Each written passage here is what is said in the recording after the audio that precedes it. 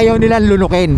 Kasi it challenge their beliefs. Sa inyo, mga nakikinig sa akin, alam ko, it challenge your beliefs.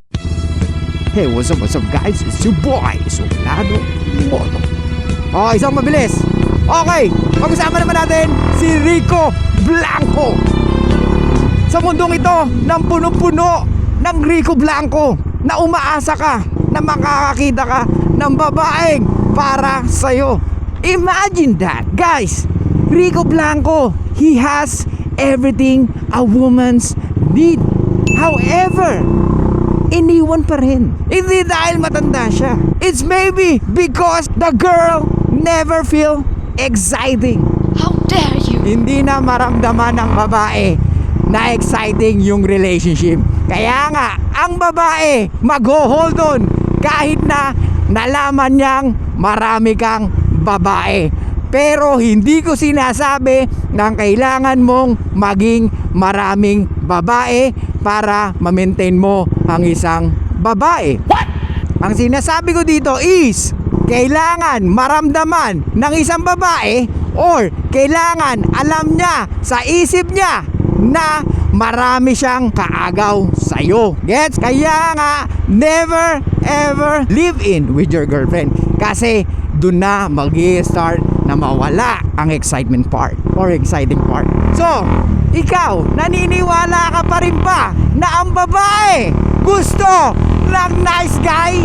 How dare you? Naniniwala ka pa rin ba na pag may pera, sikat, gwapo, na ang babae mag-i-stay pa rin sa'yo? Sa mga nagko-comment na sinasabi, pag may pera ka, pogi ka. Yes, it is. However, do you think it's enough for a woman to stay with you? No, it's not. Kaya nga, meron tayong video na men should be a total package. Kasi pag hindi, he will always end up alone or confused. Ano ba talaga gusto ng mga babae? Nagsumikap ako pero ganito pa rin.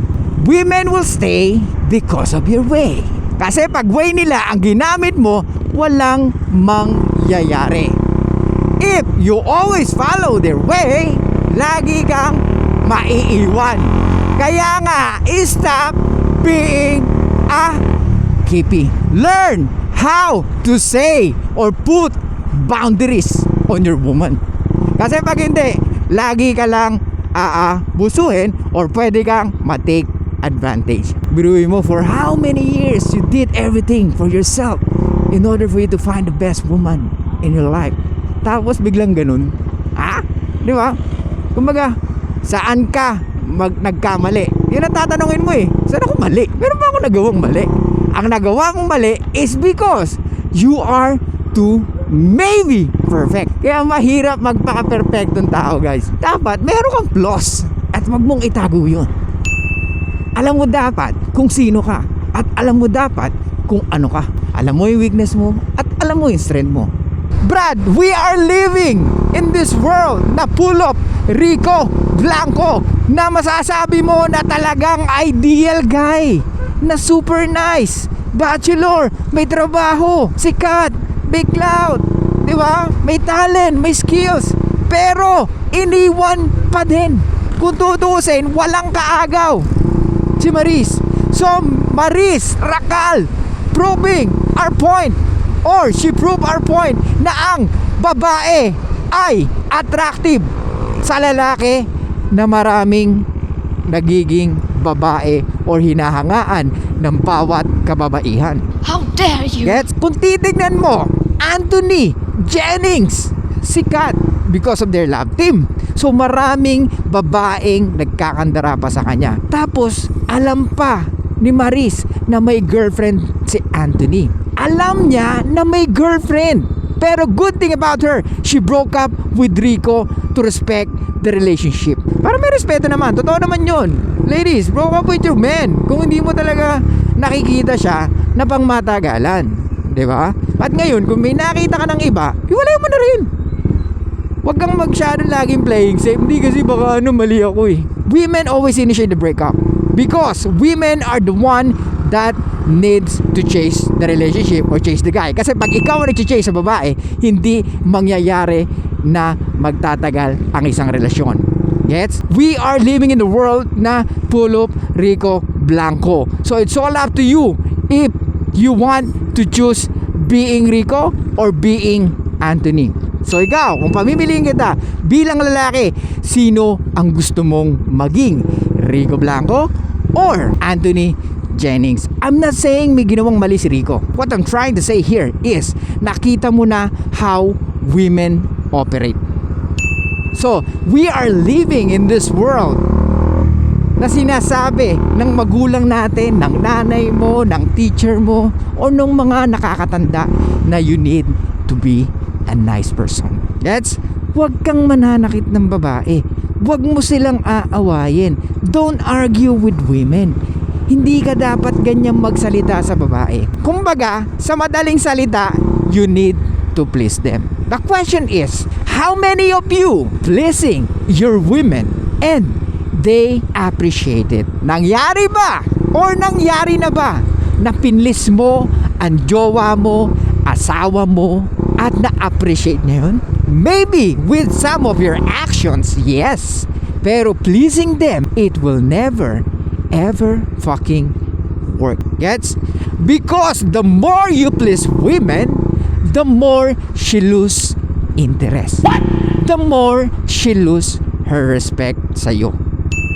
Kaya ikaw, kung pamimiliin ka, sino ang maging gusto mo?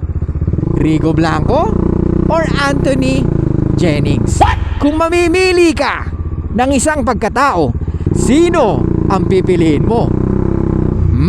I know it's a controversial take. Hindi madali. Parang ano yan, blue pill, red pill. Yung blue pill, everything will be smooth. Or paniniwalaan niya kung ano ang gusto ng society. Or kung ano yung politically correct. Pero yung pula is the reality. Dalawa yun eh. Isang blue pill, isang red pill. Kaya nga doon nanggaling yung red pill. Diba? May mga tao na, sige, I believe in red pill. Pero sinwallow nila kaso nandito lang sa throat. Ayaw nilang lunukin. Kasi it challenge their beliefs. Sa inyo, mga nakikinig sa akin, alam ko, it challenge your beliefs. Because naniniwala kayo na dapat ganito tayo. Na dapat nice ang lalaki. How many guys that you know na maraming naging chicks? Or maraming naging babae na dumaan sa buhay niya, or maraming babae na nagtiwala sa kanya, or maraming babae na na-attract sa kanya just because of being a nice guy. How dare you? Tell me, ulitin ko, mahirap mamili kung anong gusto mo, maging Rico or maging Anthony. But when it comes to attraction, Rico's mindset, maybe it won't work for a long-term relationship. But Anthony's mindset, it will work. Or yun yung mga mindset, or yun yung mga lalaking hahabol-habulin ng mga kababaihan. Kaya nga, uulit-ulitin ko, Maris Racal, prove our point na mas gusto ng babae ang lalaki na may jowa, pinagkakaguluhan ng kababaihan at hinahangaan ng bawat kalalakihan. Pero ang tanong, paano kung kaedad ni Rico Blanco si Anthony? Do you think may laban? Of course, yun ang di natin alam. Isang celebrity, isang rockista, sino ang mas manly doon? Sino ang mas malupit tignan? Of course, rockista, di ba? Very manly, very masculine eh, di ba? Pag rockista ka, iba ka. Kaya nga may tinatawag na rockstar.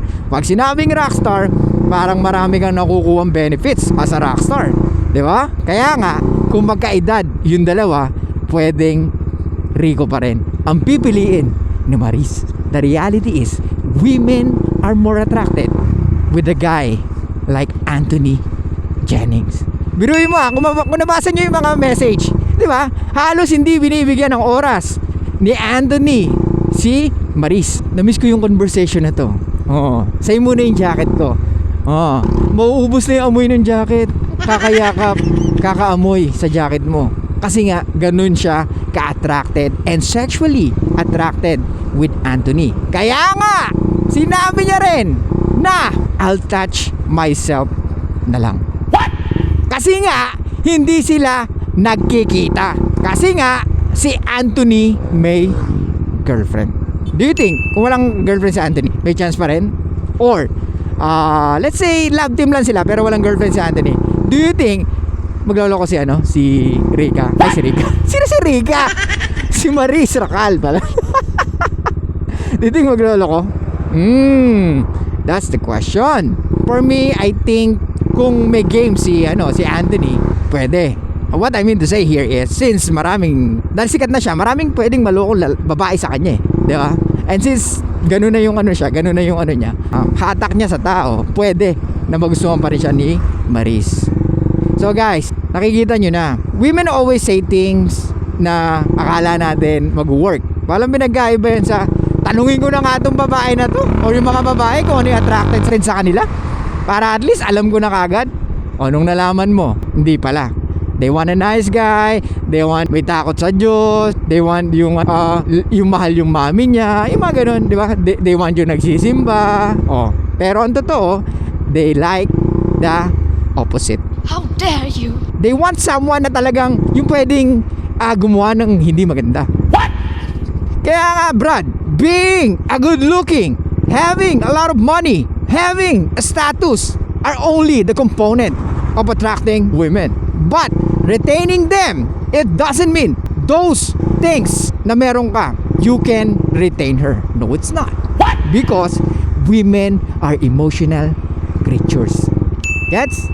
They need to chase you and they need to reciprocate with everything that you want. Para masabi mo na talagang sa'yo siya. Okay? So yun lang guys, thank you so much. Sana may natutunan kayo. Gusto kong bilisan kaso may nakaharang. So yun lang guys, thank you so much. I'll see you guys next time and bye bye.